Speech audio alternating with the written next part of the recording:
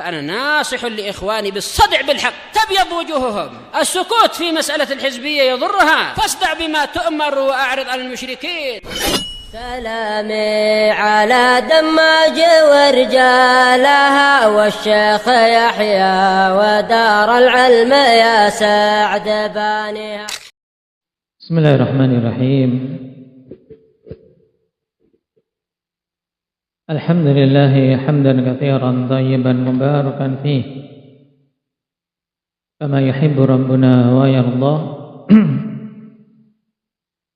أشهد أن لا إله إلا الله وحده لا شريك له وأشهد أن محمدا عبده ورسوله صلى الله عليه وعلى آله وسلم تسليما كثيرا. أما بعد، Ikhwanil kiram rahimani wa rahimakumullah. Pertemuan yang lalu kita membahas tentang larangan dari tasyabbuh. Dan pada hadis yang terakhir kita ambil khusus berkaitan dengan larangan tasyabbuh terhadap siapa? Hendak ya Muhammad Raka.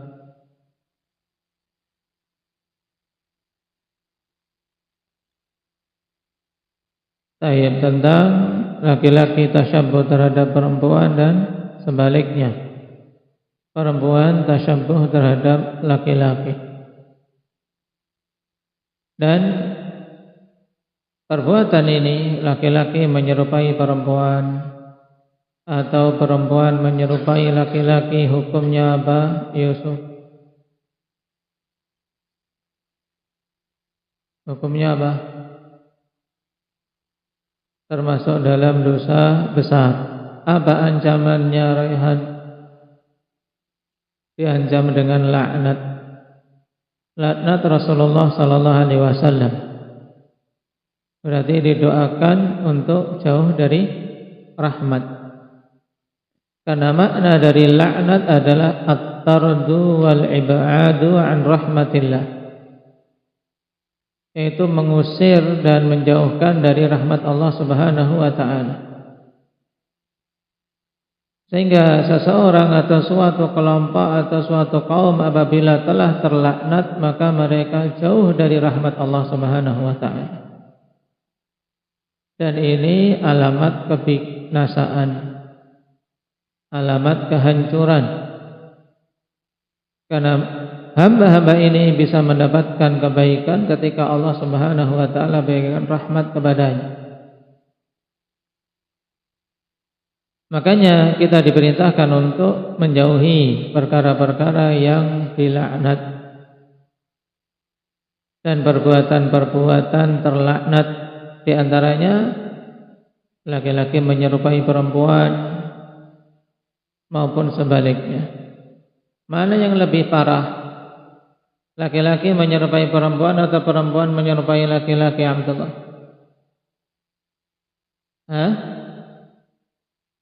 Lebih parah. Kedua-duanya parah. Mana yang lebih parah? Laki-laki menyerupai perempuan. Ini lebih parah. Kenapa? Karena laki-laki telah diberi kemuliaan, telah diberi keutamaan, telah diberi kelebihan dari jenis perempuan. Secara jenisnya, jenis laki-laki lebih utama dari jenis perempuan. Allah Subhanahu wa ta'ala katakan ar-rijalu qawwamuna 'alan nisa. Diberikan kepada mereka pengaturan, diberikan kepada mereka tanggung jawab, kekuasaan yang tidak dibebankan kepada para wanita. Maka ketika ada laki-laki menyerupai perempuan, itu lebih parah keadaannya. Nah, bencong-bencong laki-laki yang jadi apa? Perempuan ini mereka umat yang terancam dengan laknat, yang wajib untuk bertobat kepada Allah Subhanahu wa ta'ala. Sekarang kita masuk pada bab berikutnya, bab tahrimi lubsil hariri waz zahabi 'ala rijal. Bab haramnya memakai sutra dan emas atas para lelaki.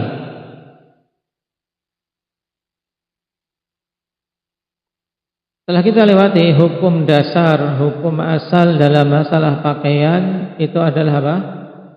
Halal mubah. Jadi pada asalnya pakaian-pakaian semua jenisnya itu boleh untuk dipakai, kecuali jenis-jenis pakaian yang datang dalil tentang keharamannya. Nah, di antara pakaian-pakaian yang datang dalil tentang keharamannya adalah pakaian dari sutra dan perhiasan-perhiasan dari emas bagi para lelaki. Adapun terkait masalah pakaian, akhwan, kalau kita perhatikan untuk para perempuan, adakah suatu jenis pakaian yang dilarang? Dari sisi bahan tidak ada. Nah, karena mereka memang tabiatnya untuk berhias. Cuman ada satu kondisi yang dilarang, yaitu kalau pakaian tersebut menyerupai laki-laki, tasyabbuh terhadap laki-laki, atau tasyabbuh terhadap orang-orang kafir, atau pakaian-pakaian yang dipakai tidak pada tempatnya. Seperti misalnya pakaian yang hendaknya dipakai di dalam rumah, pakaian yang sepantasnya dipakai di hadapan suami kemudian dipakai di luar. Ini pada zat pakaiannya boleh, tapi cara pakainya salah, haram. Pakaian di dalam rumah untuk keluar, ini haram. Keharamannya bukan karena zat pakaian yang haram, tapi karena dia memakainya dengan cara yang salah, meletakkan pada bukan tempatnya. Karena wanita ketika keluar, Allah Subhanahu wa taala perintahkan kepada mereka untuk memakai hijab, untuk berjilbab. Baik. Qala al-mu'allif waffaqahu Allah ta'ala an Abi Musa al-Ash'ari radhiyallahu anhu anna an-nabiy sallallahu alaihi wasallam qala hurrima libasul harir wal-dhahab ala dhukuri ummati wa uhilla li inathihim.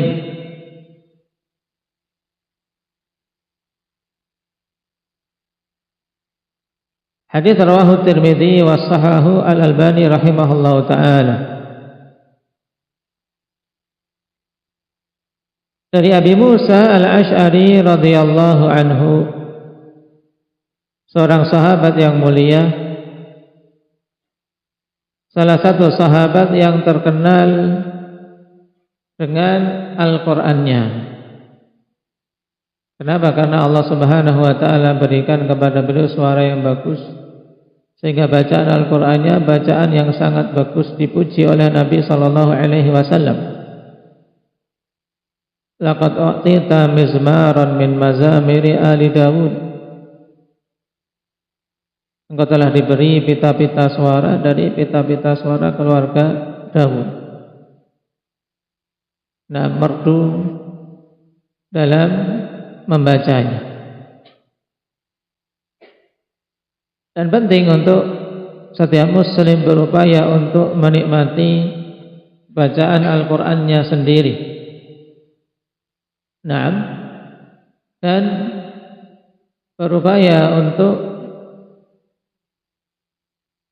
menjadikan Al-Qur'an sebagai kebutuhan yang dia tidak pernah meninggalkannya dalam kesehariannya. Kapan saja ada kesibukan sehingga terluput membaca Al-Quran, berupaya untuk mengganti. Karena penting akhwani fillah untuk kita membiasakan hati-hati ini merasa senang, merasa ringan ketika membaca Al-Quran, tidak berat. Sebab beratnya seorang dalam membaca Al-Quran ini merupakan alamatun nifaq,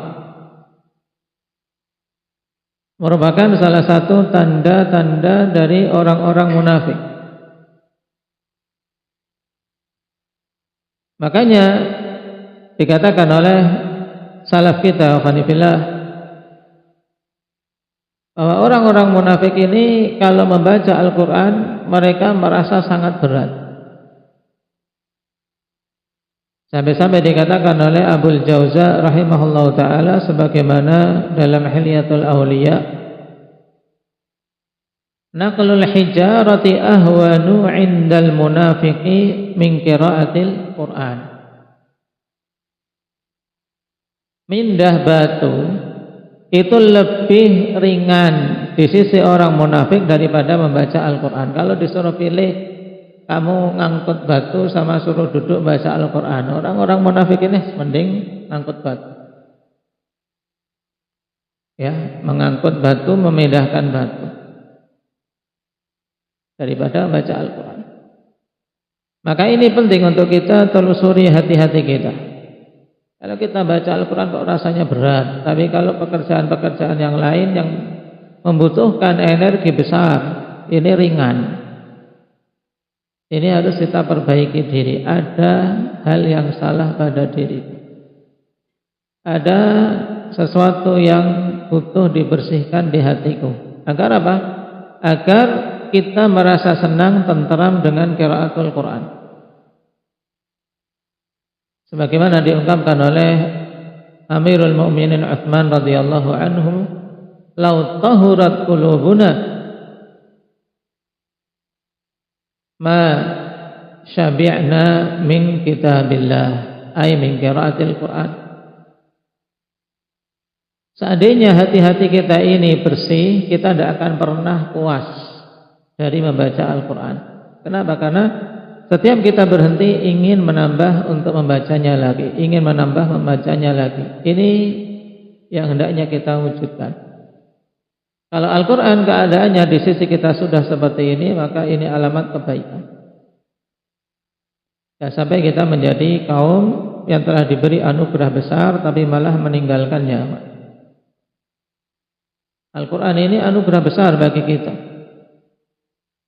Yang Rasulullah SAW mengeluh kepada Allah Subhanahu Wa Taala tentang sebagian umat beliau yang meninggalkan Al-Quran. Rabbi inna qaumi ittakhadhu hadzal Qur'ana mahjura. Wahai Rabbku, sungguhnya kaumku telah menjadikan Al-Quran ini sesuatu yang mahjur, sesuatu yang ditinggalkan. Jangan sampai kondisi kita seperti itu. Nah,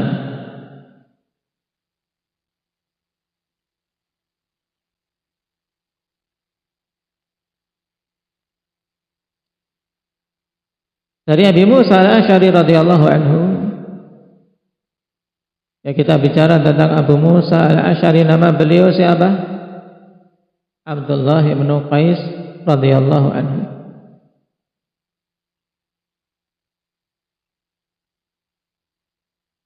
Selain dari Al-Quran yang menjadi keutamaan beliau, juga dari sisi keilmuan.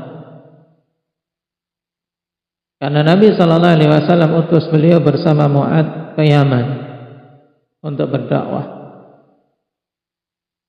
Dan Nabi SAW tidak akan mengiring sahabatnya untuk berdakwah kecuali mereka-mereka yang telah kokoh ilmunya.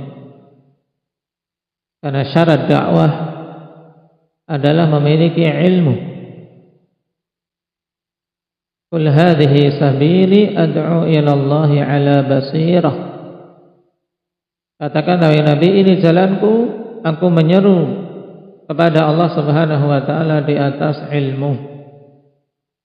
Jadi ilmu merupakan syarat pokok dalam mendakwai manusia. Maksudnya mengilmui apa yang mau kita sampaikan bahwasanya itu hak.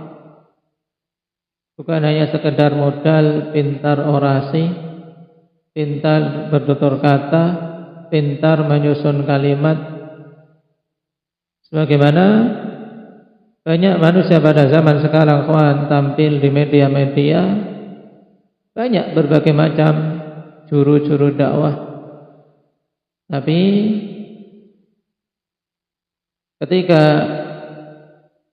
kita dengarkan apa yang disampaikan, tidak terdengar ayat Al-Quran satupun, tidak terdengar satu hadis pun dari Nabi SAW. Padahal Al-Quran dan Sunnah ini hendaknya menjadi perkara yang kita menyeru manusia kepadanya dan menjadikan keduanya sebagai rujukan utama.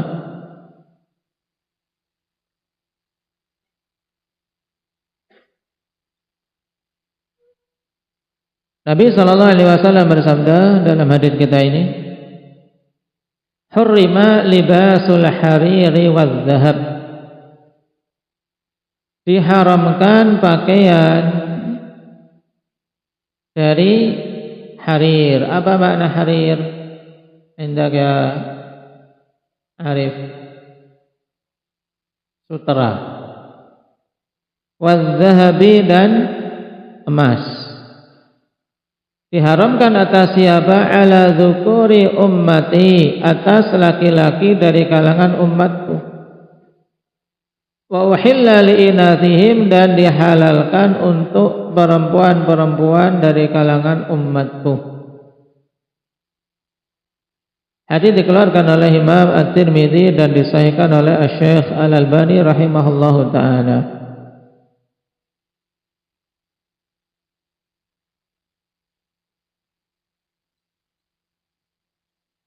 Dari hadis ini sangat jelas bahwasanya pakaian yang terbuat dari sutra itu diharamkan atas para lelaki dan dihalalkan atas para wanita.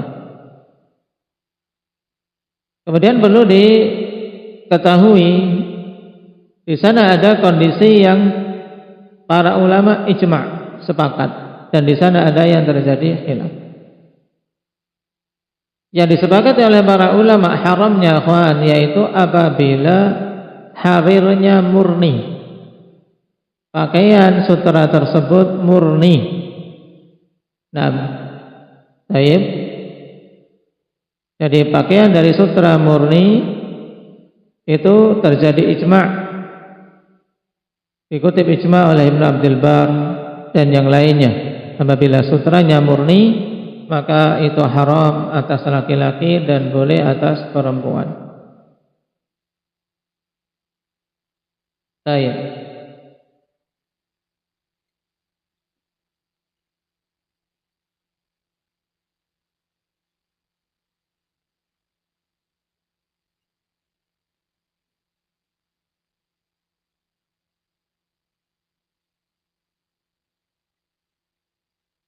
Di antara dalil yang lain yang menguatkan hadis kita ini tentang keharaman memakai harir,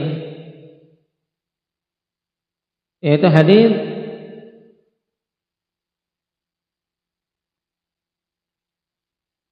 Ali bin Abi Thalib radhiyallahu anhu yang dikeluarkan oleh Imam Abu Dawud dan yang lainnya. Inna Nabi Allah sallallahu alaihi wasallam akhadha hariran faja'alahu fi yaminihi wa akhadha dhahaban faja'alahu fi shimalihi. Thumma qala inna hadaini haramun ala dhukuri ummati. Suatu kali Nabi sallallahu alaihi wasallam mengambil sutra kemudian dipegang dengan tangan kanan, dan mengambil emas kemudian dipegang dengan tangan kiri. Kemudian beliau mengatakan keduanya haram atas para lelaki dari kalangan umatku. Adapun untuk masalah emas telah kita singgung di pertemuan yang lalu bahwasanya laki-laki haram untuk memakai perhiasan dari emas atau sesuatu yang ada padanya emas, walaupun itu mungkin seorang gunakan untuk selain perhiasan, misalnya niatannya untuk apa? Untuk kancing baju. Nah, biasanya kalau ada emasnya mesti ada unsur hiasan, karena emas memang tidak akan lepas dari unsur sebagai hiasan. Kalau di Yaman yang sering ditanyakan adalah apa?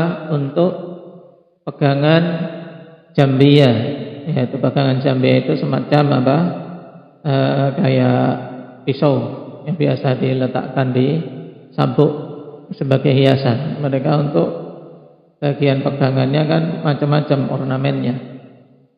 Bagi yang kaya-kaya mungkin terkadang pakai emas. Ini sering ditanyakan kepada para ulama, kalau dari emas pada jambia, ya pada pisau sebagai gagang pisau hukumnya tetap haram untuk dipakai.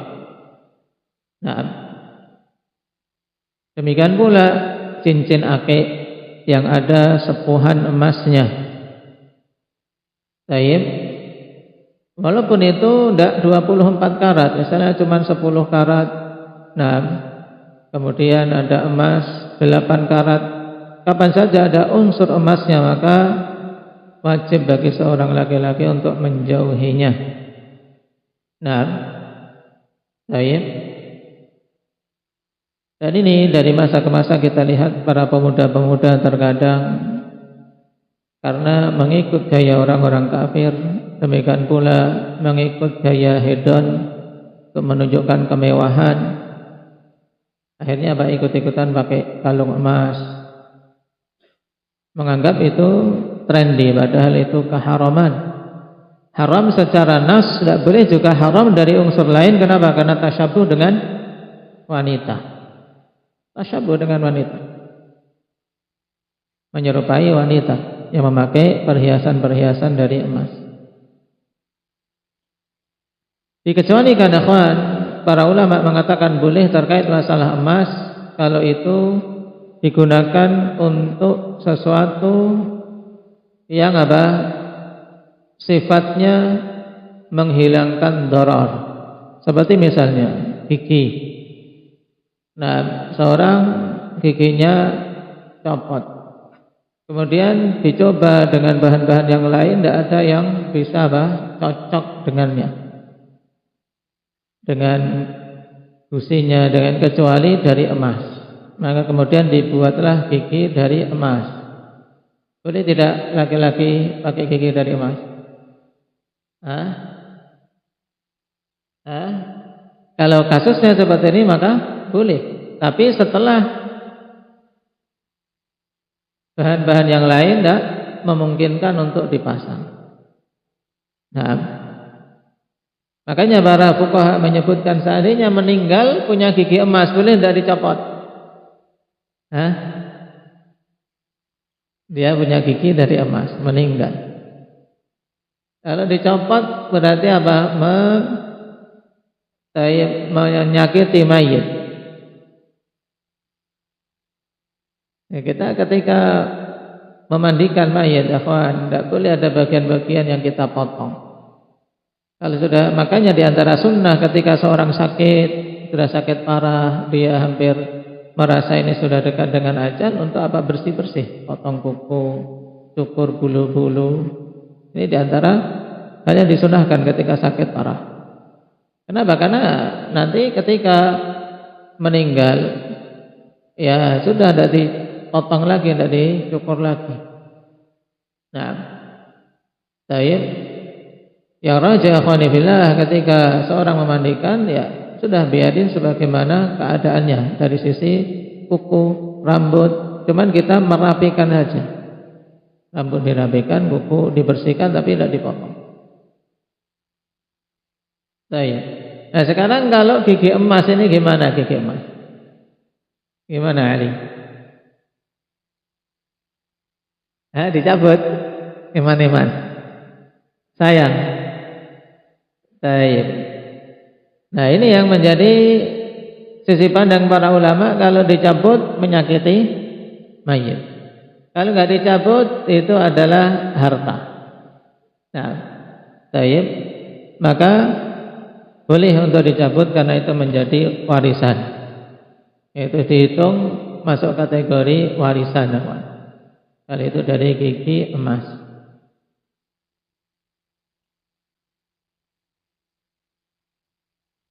Baik. Demikian pula pada hal-hal yang lain, misalnya tangan palsu atau yang lainnya. Ketika tidak bisa nyambung kecuali harus dengan bahan emas misalnya, maka ini boleh. Kenapa? Karena fungsinya di situ bukan untuk hiasan, tapi untuk apa? Untuk menghilangkan doror. Ini terkait masalah emas. Adapun terkait masalah harir, masalah perak, masalah apa? Perak. Masalah sutra. Pakaian dari sutra tadi yang terjadi ijma tentang haramnya bagi laki-laki kalau sutra murni. Dalam artian baju itu memang semuanya dari sutra. Baik. Kemudian kalau itu sutranya campuran, misalnya garis-garis. Baik. Garis-garis. Ya kalau sutra murni kan mahal sekali. Misalnya garis, ada pakaian, kemudian ada garis-garisnya dari sutra, sehingga apa? Nah, menjadi semakin indah pakaian tersebut. Maka kadar diperbolehkannya di dalam syariat kita untuk penggunaan sutra, tidak boleh lebih dari 4 jari.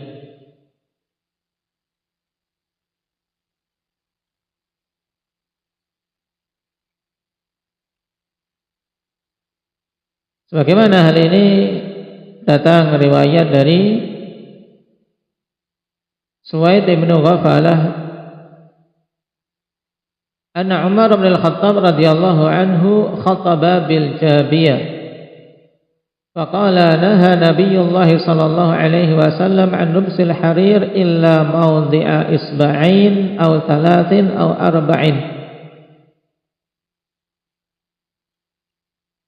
Bahwasanya Umar bin Al-Khattab radhiyallahu anhu beliau berkhutbah di Jabiyah kemudian mengatakan Nabi sallallahu alaihi wasallam melarang dari memakai pakaian sutra atas para laki kecuali kadar isba'in, kadar 2 jari. Ketika dikumpulkan apa itu campuran sutra pada pakaian itu enggak boleh lebih dari 2 jari atau 3 jari atau atau 4, berarti ini maksimalnya. Maksimalnya kalau dikumpulkan itu 4 jari. Ini kadar diperbolehkan penggunaan sutra yang sedikit ya pada pakaian laki-laki. Baik, maksimalnya adalah berapa? Ketika dikumpulkan tidak lebih dari 4 jari. Jadi 4 jari ke bawah. Ini mazhab jumhurul ulama dari kalangan Hanafiyah, Syafi'iyah, Hanabilah, dan juga merupakan salah satu pendapat dari kalangan Malikiyah.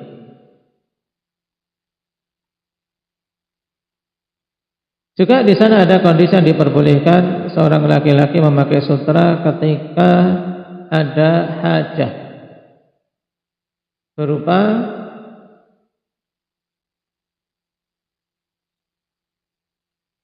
sarana untuk menyembuhkan penyakit. Karena ada sebagian sakit kulit yang dia tidak bisa untuk memakai pakaian-pakaian yang kasar dan baru bisa reda ketika memakai sutra. Hal ini sebagaimana terjadi pada Abdurrahman bin Auf dan Zubair. Makanya Nabi sallallahu alaihi wasallam memberikan rukhsah kepada Abdurrahman bin Auf dan kepada Zubair bin Al-Awwam untuk memakai komis dari sutra. Kenapa? Dikarenakan hikmah yang ada pada keduanya. Karena keduanya memiliki sakit gatal-gatal. Kemudian diizinkan memakai sutra karena lembutnya sehingga bisa memiliki sifat meredam dan menghilangkan gatal. Baik. Dan tentang bolehnya bagi laki-laki memakai sutra ketika ada kondisi yang menuntut seperti ini karena untuk mengobati gatal-gatal, maka ini boleh, ini disepakati oleh madhab yang 4 madhab yang 4 yang masyhur, yaitu Hanafiyah, Hanabilah, Syafi'iyah, demikian pula Malikiyah. Selain itu maka tidak boleh bagi para lelaki untuk memakai sutra.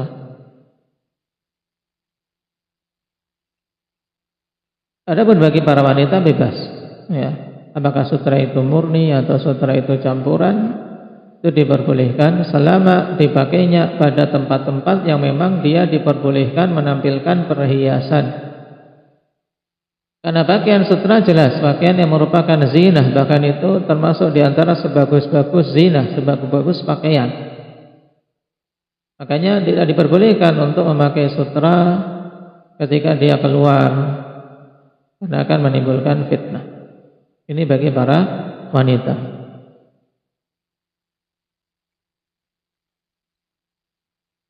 Kemudian banyak di masa sekarang terkadang ada penamaan bahan-bahan dengan sebutan sutra, ya. Tapi yang dimaksud adalah sutra sintetis. Maka walaupun namanya sutra, kawan, ya sutra, tapi dia itu sintetis, yaitu buatan pabrik, bukan sutra asli. Dari apa? Kalau sutra yang asli itu dari apa? Dari ulat, ya kan? Dari ulat yang mungkin pada masa sekarang ini, tidak didapati, sangat jarang orang memakai sutra asli. Yang ada terkadang sutra-sutra sintetis. Ya, sutra sintetis yaitu sutra buatan pabrik. Maka walaupun mungkin itu halus, indah, apakah masuk dalam keharaman? Maka dalam masalah ini akhwanifillah, jawabannya adalah tidak masuk dalam keharaman. Sebagaimana hal ini merupakan fatwa dari Syekh bin Baz, demikian pula Syekh Ibnu Utsaimin rahimahullahu taala.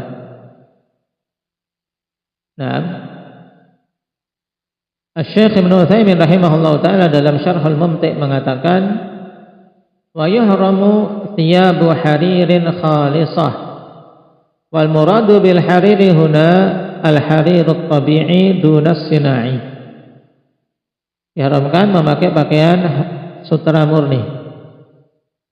Dan yang dimaksud dengan sutra di sini adalah sutra alami, bukan sutra sintetis. Dan sutra alami itu yang bagaimana? Kata beliau, wal harirut tabi'i yakhruju min dudah tusamma dudatul qaz wa huwa ghalin na'imun wa lihadza haruma 'ala ar-rajul.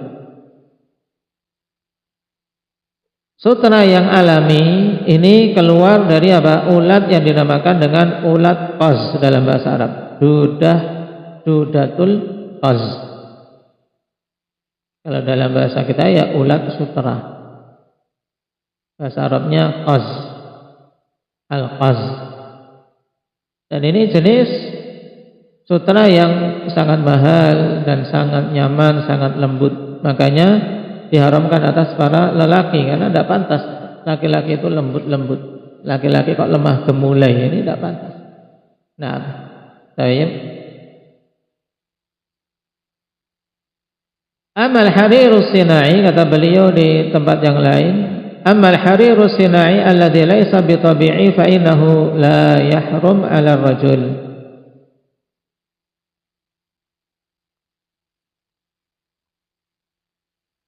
Adapun sutra sintetis yang bukan sutra alami, maka ini tidak diharamkan atas laki-laki.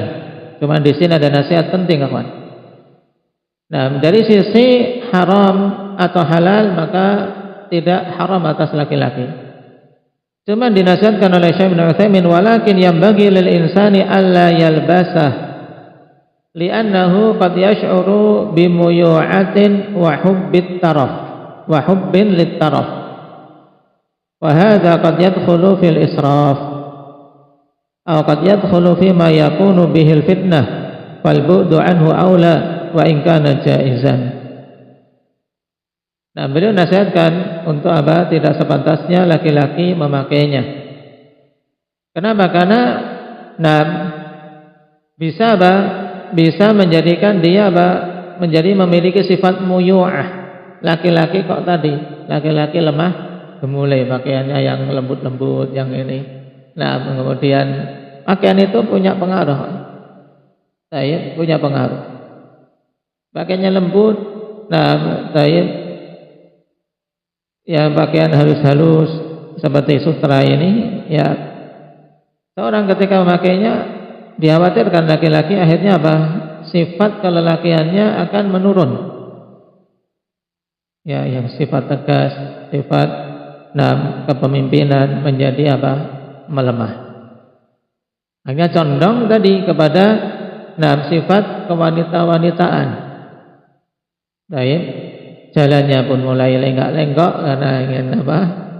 Pakai pakaian sutra. Sutra walaupun sutra apa?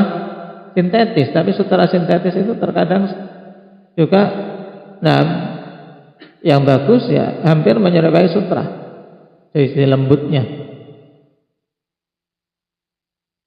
Demikian pula yang kedua wa hubbin lit-taraf, dan kecintaan untuk apa? Bermewah-mewah dalam pakaian. Nah, di sini juga penting untuk kita luruskan pada hadis yang sebelumnya, jangan sampai dipahami ketika Allah Subhanahu wa taala mencintai untuk hamba-hambanya yang diberi nikmat, menunjukkan nikmat yang Allah berikan. Bukan maksudnya kemudian seorang apa? Menunjukkan bermewah-mewah dan berlebih-lebihan, tapi tunjukkan nikmat sesuai dengan apa? Kadarnya. Wa hadza qad yadkhulu fil israf, dan ini terkadang bisa memasukkan seseorang dalam apa? Dalam perbuatan israf, berlebih-lebihan, tabdzir, melampaui batas. Dan juga terkadang bisa menjatuhkan seseorang dalam fitnah, dan menjauhi yang seperti ini lebih utama. Baik. Ini fatwa dari Syekh Ibnu Utsaimin rahimahullahu taala. Demikian pula Syekh Ibnu Baz setelah menjelaskan tentang boleh, beliau juga menasihatkan untuk menjauh dan hati-hati lebih bagus dalam masalah ini. Nah, apalagi kalau dari bentuk penampakan luarnya itu persis seperti sutra asli, nah khawatir akan dicontoh manusia yang lain, akhirnya mereka makanya pakai sutra asli dikiranya boleh. Apalagi seorang yang mengemban dakwah.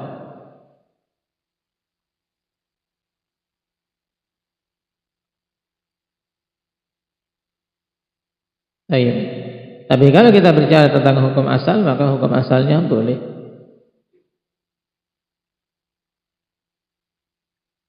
Ini tentang sutra sintetis. Baik. Barakallahu fikum. Satu hadis kita ambil, hadis yang ke-98. Walhamdulillah.